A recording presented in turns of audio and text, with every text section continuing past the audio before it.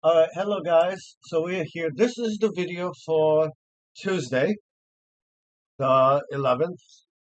Okay, so I'm catching up again. I'm not going to bother explaining the whole thing. So let's just dive right into the lesson. Okay, Joseph and Potiphar's wife. Right. So now we're moving into a different era. Right. Joseph and Joseph had been taken down to Egypt. Okay, and bought Potiphar. Now remember, this is continuation of the last story, which we left off with Joseph being sold by his brothers. Okay, an officer of the Pharaoh, captain of the guard, an Egyptian from the Ishmaelites. Right, so he was an Egyptian, but he was of the line of Ishmaelites who had taken down there and was Yahweh with Joseph. So Yahweh singular, right, with Joseph, and so Yahweh did not abandon him, and he was a successful man. So everything that Joseph touched became successful. And he was in the house of his master, the Egyptian, and saw his master, right? Visually see his master, that Yahweh was with him. So even his master realized, your God, whoever your God is, right? Because I'm pretty sure the Egyptian didn't recognize who Yahweh was, but he saw it. Okay, he visualized it. He saw it. He saw the evidence that everything they touched prospered. And we see that here, right? Was with him. And all that he did, Yahweh made to prosper. That's how he recognized that, hey, your God is very real. Your God is with you. So found Joseph favor in his sight and served him. And he made him overseer of his house. Right? So basically, Potiphar is like, hey, I realize the greatness that is in you.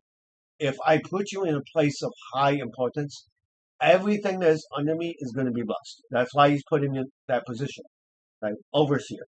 That would be the same context as the overseer in the New Testament, by the way. It talks about overseer of a church, okay? And all that he had to him, he put in his hands. Literally, he gave him control. Everything that was in his control to give. So it was from then on, he made overseer him of his house, his entire house, right? Everything that he had, everything he was in charge of, and all that he had, and blessed Yahweh the house of the Egyptian. So in other words, the house of the Egyptian was blessed. Everything within the house of the Egyptian was blessed because Yahweh was with Joseph. Okay? He never left him. And how do we know this? By what it says here, of the Egyptian, on the account of Joseph. So the reason why the Egyptian was being blessed and his house was being blessed, because you have a biblical person with you. Okay? And was the blessing of Yahweh on all that he had in the house, everything they touched, everything he did, and in the field. Thus he left all that he had in the hands of Joseph. Right? So Potiphar was like, yeah, I'm going to trust Joseph, man. Joseph doing some good work. Joseph putting some work in.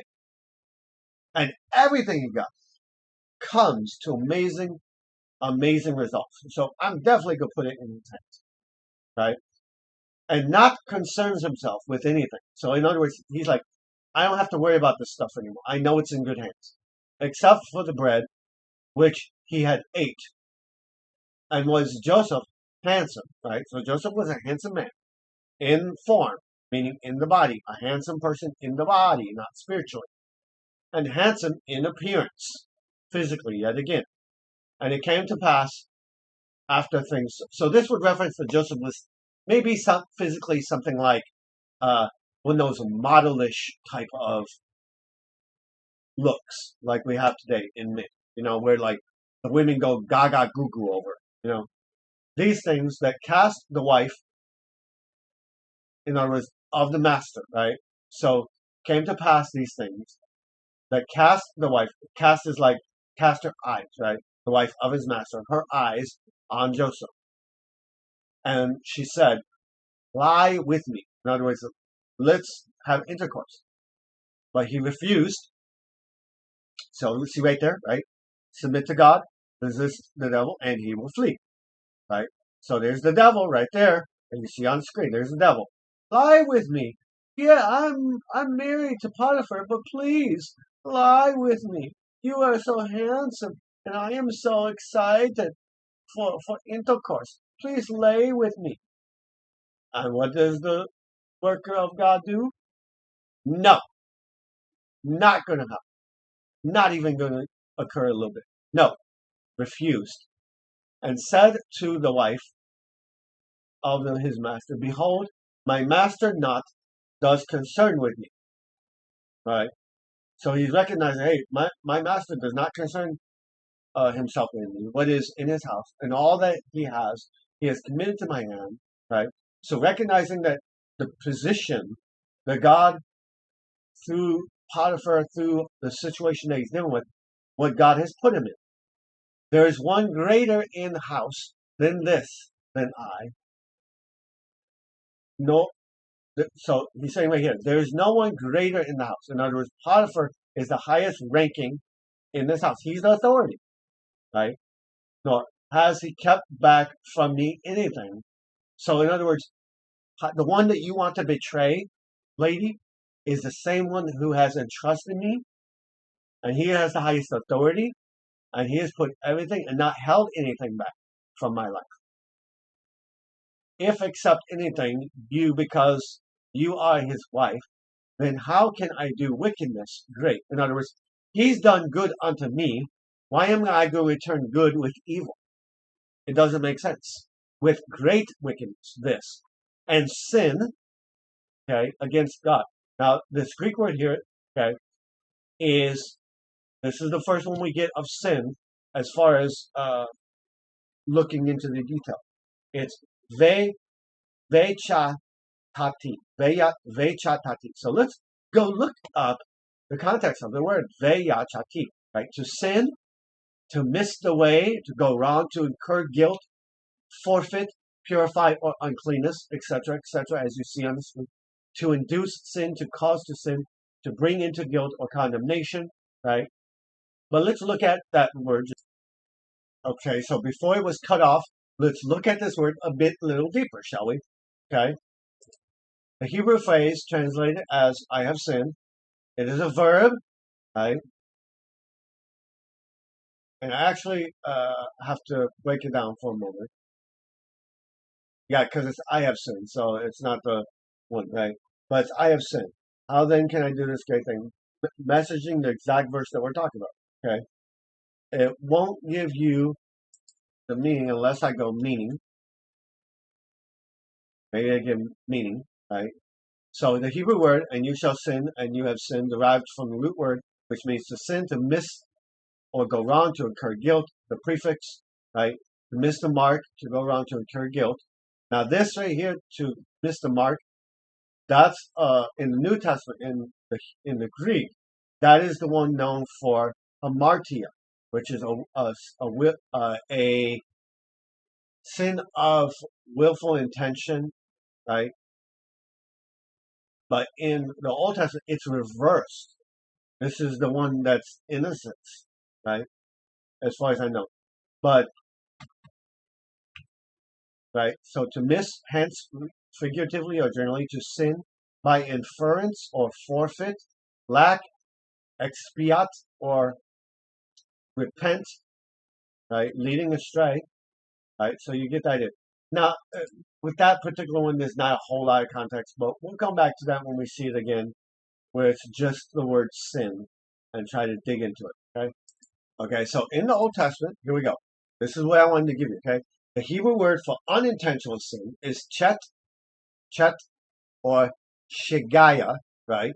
Which means to miss the mark. Now, that description, to miss the mark, that's the one for intentional sin in the Greek. So the meaning flips, okay?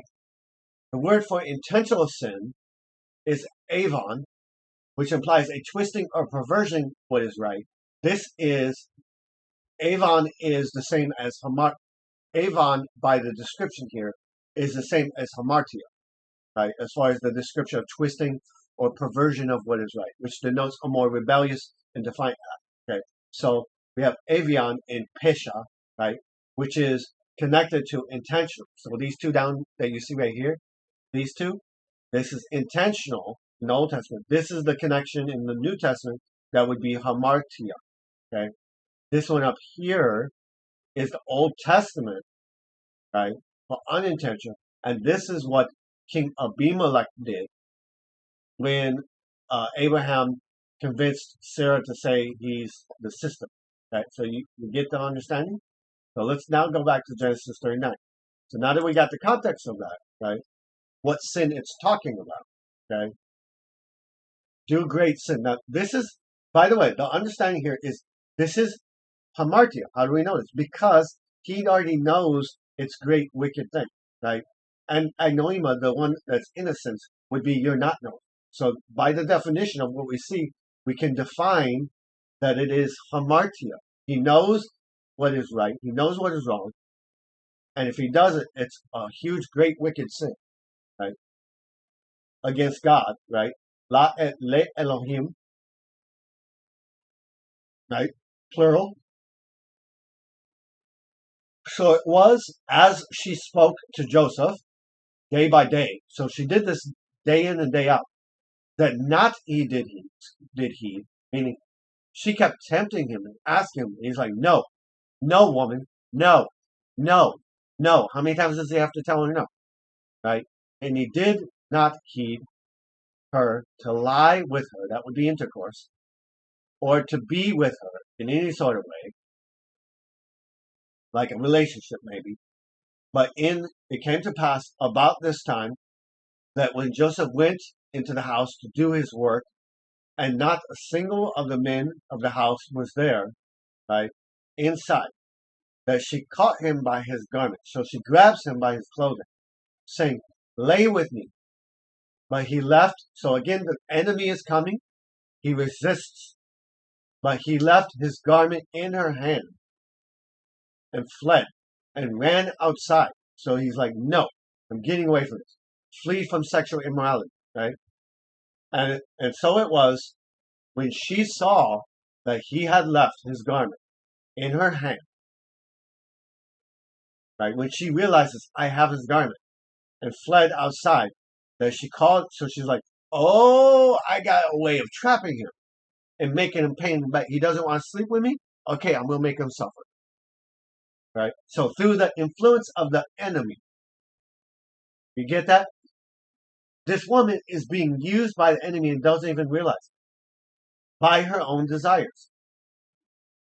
That she called to the men of the house and she spoke to them, saying, what did she say? Look, he has brought into us a Hebrew man, right? Nationality, racist, to mock us. He came in to lay with me. So already lying right there. Lying. She's blaming him. It's his fault with me. And I cried out in a loud voice, playing the victim card. And it came to pass when he heard that I lifted my voice and cried out, he left his garment with me and fled and went outside. So she kept his garment with her until came to pass his master to home, and she spoke to him with words like these, saying, came into me servant Hebrew, whom you brought to us to mock me.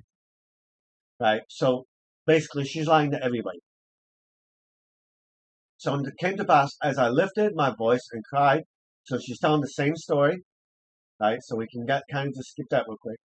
When heard his master,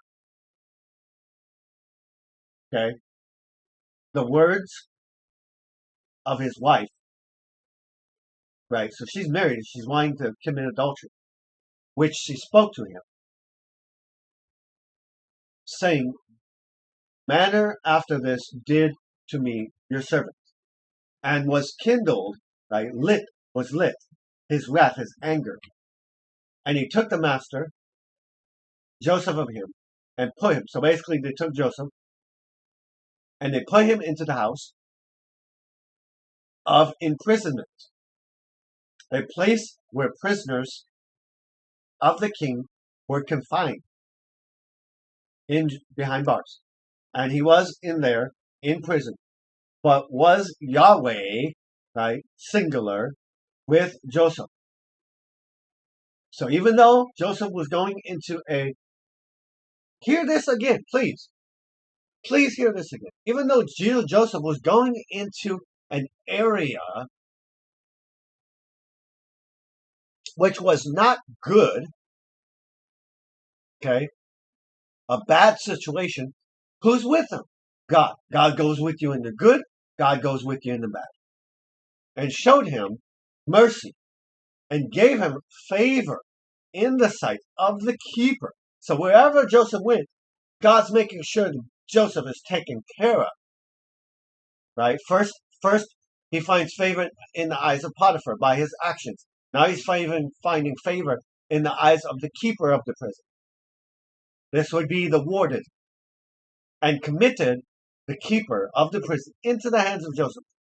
All the prisoners who were there. So he's in charge of all the other prisoners in the prison. And all they did there it was his doing. So everything that transpired that was good was because of Joseph. Not the keeper of the prison concerning himself. Same concept, right? The warden is like, hey, I'll put this in your hands. I don't have to worry about anything. And what does Yahweh do? Yahweh makes everything that Joseph touched blessed. No matter what his situation is, when you're walking with God, everything you touch gets blessed.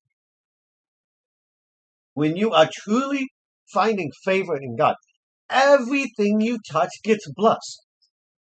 Even though the situations you go through are not blessed. Hear me again. Hear that one more time, please. Okay? Hear that again. God, when God is with you and you have the favor of God upon you, okay? Everything you touch works for the good. But that doesn't mean the situation you got is good. God turns the bad situations into good. Okay? Now, there's not a whole lot going on here, but we got pieces. Okay? We got Joseph being in prison for something he didn't do. Right? Being accused. How many of us in this life, we get blamed, we get attacked, we get persecuted. All these things happen that we have not done, that we do not deserve. Okay? How much of that? You get the concept. How much of that situation? Okay? How much of that is going on? Okay? We face this in our own life. But we do not focus on it. Okay? We know the situations are going to get bad sometimes. We know we're going to get blamed, accused, and everything else for things we have not done. I sure know I have. Okay? But God is with him wherever he goes. Wow, how mighty that is that the God that we serve is with us in the storms, in the sunshine, in the rain, in the cold, in the seasons of wetness. Wow, what a mighty God we serve. Amen. Okay? And not only, but look how the method, right, of how this Joseph is being blessed. Right? He's being blessed because everybody around him sees his blessing. Right? They see it. Right? And there's no way they can deny it. And they're going, so even if they're not believers, they're going, you know what? I see enough of this person's life to realize that anything that this person is involved with ends up getting blessed. So whether I'm a believer or not in their God, I'm still going to put this stuff in that person's hands because I know it's going to multiply. Okay? So ladies and gentlemen, that is the end of this video. And I hope you have a blessed and wonderful day.